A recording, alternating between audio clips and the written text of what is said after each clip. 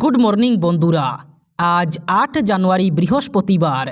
আজকের সকালের বরাক তথা সমগ্র আসামের গুরুত্বপূর্ণ খবরগুলি হল: আসাম পুলিশ একটি বাংলাদেশের জেহাদি মডিউলের পর্দাফাশ করেছে। এক্স হ্যান্ডেলে পোস্টে এমনই জানিয়েছেন রাজ্যের মুখ্যমন্ত্রী ডক্টর হিমন্ত বিশ্ব শর্মা। তিনি জানান, রাজ্যে লুকিয়ে থাকা জিহাদিদের বিরুদ্ধে অভিযান চলছে। কয়েকদিন আগেই আসাম পুলিশ একটি জেহাদি মডিউলের পর্দাফাশ করেছে। রাজ্যে অনেক জেহাদি লুকিয়ে আছে, তাদের বিরুদ্ধে ব্যবস্থা নেওয়া হচ্ছে। পোস্টে শেয়ার করা একটি ভিডিও বিবৃতিতে মুখ্যমন্ত্রী রাজ্যের জেহাদিদের বিরুদ্ধে যে অভিযান চলছে তার কথা তুলে ধরেন। তিনি বলেন, অসমে জিহাদিরা আছে এবং গত 10 বছর ধরে নিয়মিত এর প্রমাণ পাওয়া যাচ্ছে। রাজ্যের ভূ রাজনৈতিক পরিস্থিতি উন্নতি না হওয়া পর্যন্ত এই ধরনের অভিযান চালানো হবে। পোস্টে শেয়ার করা তথ্য অনুযায়ী নিষিদ্ধ জামাতুল মুজাহিদিন বাংলাদেশের সঙ্গে যুক্ত এই বাংলাদেশ ভিত্তিক জেহাদি মডিউলটি অসমের যুবকদের মৌলবাদী মতাদর্শে উদ্বুদ্ধ করছিল। রাজধানী দিল্লিতে মসজিদ সংলগ্ন এলাকায় উচ্ছেদ অভিযান ঘিরে উত্তেজনা, পরিস্থিতি নিয়ন্ত্রণে প্রশাসনের তৎপরতা। এবার দেশের রাজধানীতে মসজিদ এলাকা সংলগ্ন অংশে প্রশাসনের উচ্ছেদ অভিযান। দিল্লির তুর্কমান গেইট এলাকায় ফয়েজি এলাহি মসজিদের কাছে বুধবার প্রশাসনের উচ্ছেদ অভিযান চলে। 30টিরও বেশি বুলডোজার ব্যবহার করে মসজিদের আশপাশের কথিত অবৈধ নির্মাণ অপসারণ করা হয়।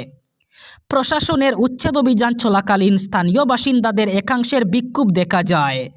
প্রশাসনের উচ্ছেদ অভিযান চলাকালীন স্থানীয় বাসিন্দারা ক্ষোভে ফেটে পড়েন। পুলিশ জানিয়েছে 4 থেকে 5 জন পুলিশ আধিকারিক আহত হয়েছেন।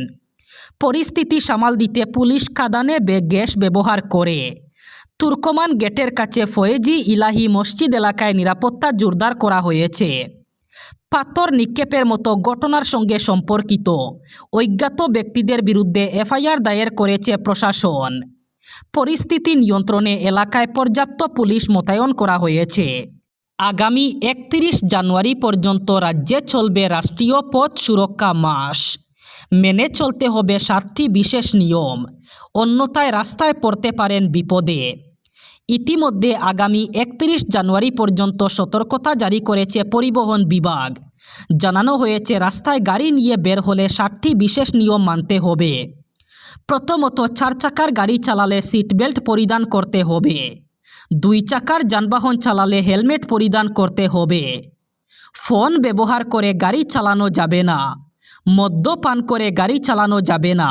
সেই সাথে কোনো নাবালক গাড়ি চালাতে পারবেন না। ড্রাইভিং লাইসেন্স না থাকা ব্যক্তিরা গাড়ি চালাতে পারবেন না। ইন্স্যুরেন্স ছাড়া গাড়ি চালালে বিপদে পড়তে পারেন। বৈধ কাগজপত্র ছাড়া গাড়ি নিয়ে রাস্তায় বের হলে সতর্কতা অবলম্বন করতে হবে, অন্যথায় জরিমানা করতে পারে পরিবহন বিভাগ। নির্বাচনের দিন ঘোষণা না হলেও মনোনয়ন হাসিল করতে জনসংযোগ বাড়াতে কোমর কষে মাঠে নেমেছেন প্রতিটি রাজনৈতিক দলের মনোনয়ন প্রত্যাশীরা। যার ব্যতিক্রম নয় কাছাড়ের কাটিগড়া বিধানসভা আসন। তবে এবার কাটিগড়া আসনে শাসক দলের মনোনয়ন প্রদান নিয়ে চলছে বহু জল্পনা কল্পনা। জার্সি বদল রাজনীতির কোপে কিনা কাটিগড়া বিজেপি। দলের অন্দরে চলছে এক প্রকার গৃহযুদ্ধ। এটা শুধু স্থানীয় বহিরাগত ইস্যু নিয়ে নয়। দলীয় প্রার্থী বাছাইয়ের ক্ষেত্রে দলের অনুশাসন, দলের আনুগত্যতা কতদূর সুরক্ষিত থাকবে এমন বহু প্রশ্ন ঘুরপাক খাচ্ছে। 2011 সালে অমরচাঁদ জৈন নির্দল প্রার্থী হিসাবে প্রতিদ্বন্দ্বিতা খেলে বিজেপির প্রার্থীকে পরাজয়ের মালা পরিয়েছিলেন। তাকে 2016 বিধানসভা নির্বাচনে বিজেপির প্রার্থী করা হয়। 2021 সালে কংগ্রেস থেকে গৌতম রায়কে এনে বিজেপির প্রার্থী করা হয়। এরকম ঘটনা পুনরাবৃত্তি হবে কি এবার, যেখানে দীর্ঘ বছর বিজেপি বিরোধিতাকারী ক্ষমতালোভী কংগ্রেসের লোকদের রাতারাতি বিজেপির জার্সি পরিয়ে দলীয় মনোনয়ন দিয়ে পাঠানো হতে পারে কাটিগড়ায়। অন্যদিকে অনিতা চৌধুরীর কাটিগড়ায় জনসংযোগ নেই বললেই চলে। কাটিগড়ার মানুষ তাদের দুঃখের সময় অনিতাকে পাশে পাননি বলে অভিযোগ। তাকে ভালোভাবে মানুষ চিনলেও না। আগামী বিধানসভা নির্বাচনে প্রতিদ্বন্দ্বিতা করবেন বলে কাটিগড়ার গ্রামে ঘুরে ঘুরে বেড়াচ্ছেন স্থানীয় প্রার্থী বলে। বাস্তবে তিনি কতটুকু স্থানীয় এ নিয়ে প্রশ্ন উঠছে সাধারণ জনগণের মনে। এসআইআর অর্থাৎ স্পেশাল ইন্টেন্সিভ রিভিশনে পশ্চিমবঙ্গে বাদ যাবে কোটির বেশি মানুষের নাম, কারণ পশ্চিমবঙ্গে নাকি অনুপ্রবেশকারীতে ছেয়ে গেছে। ভোটার তালিকার নিবিড় সংশোধন প্রক্রিয়া শুরুর আগে এমনটাই দাবি করেছিল বিজেপি, কিন্তু বাস্তবে দেখা যাচ্ছে বঙ্গে যে পরিমাণ ভোটারের নাম বাদ গেছে তার চেয়ে শতাংশের বিচারে অনেক বেশি ভোটারের নাম বাদ গেল যোগীর উত্তরপ্রদেশে। স্বাভাবিকভাবেই প্রশ্ন উঠছে, তাহলে কি উত্তরপ্রদেশও অনুপ্রবেশকারীতে ছেয়ে গেছে? এই প্রশ্নই এবার তাড়া করবে গেরুয়া শিবিরকে।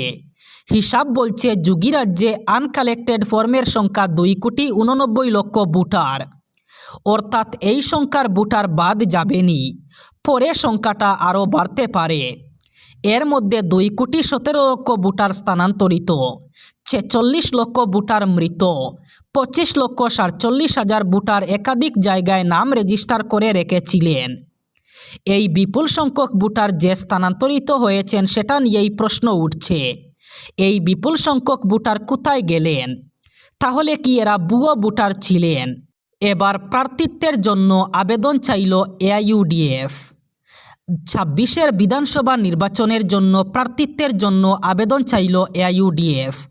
ফি নির্ধারণ করা হয়েছে 50,000 টাকা। এআইইউডিএফ দলেও প্রার্থিত্বের জন্য এবার আবেদন করার প্রক্রিয়া শুরু হলো। দলের সাধারণ সম্পাদক হাফিজ বশির আহমেদ একটি বিজ্ঞপ্তি ইস্যু করে জানিয়েছেন, টিকিট প্রত্যাশীরা দলের নামে ইস্যু করা 50,000 টাকার ড্রাফট জমা করে আবেদন করতে পারবেন। ড্রাফট সংযুক্ত নিজের আবেদনপত্র আগামী 15 জানুয়ারির মধ্যে জমা করতে হবে। রাজ্যে জাঁকিয়ে পড়েছে শীত।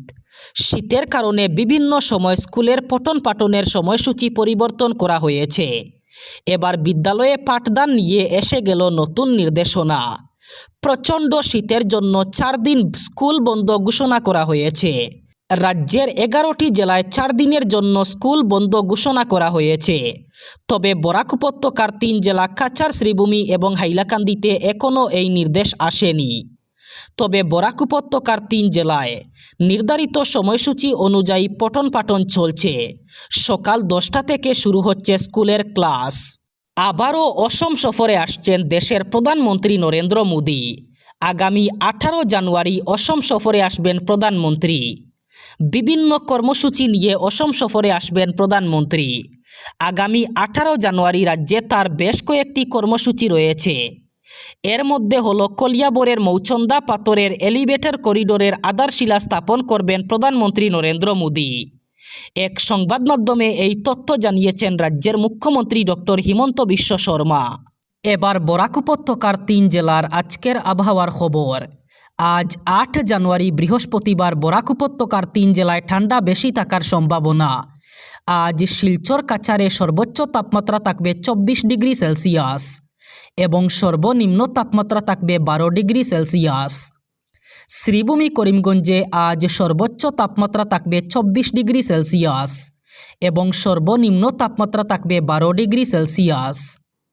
একইভাবে হাইলাকান্দি জেলায়ও আজ সর্বোচ্চ তাপমাত্রা থাকবে 24 ডিগ্রি সেলসিয়াস এবং সর্বনিম্ন তাপমাত্রা থাকবে 12 ডিগ্রি সেলসিয়াস। এই ছিল আজকের সকালের গুরুত্বপূর্ণ খবরগুলি। ভিডিওটি অবশ্যই লাইক করবেন এবং চ্যানেলটি সাবস্ক্রাইব করবেন।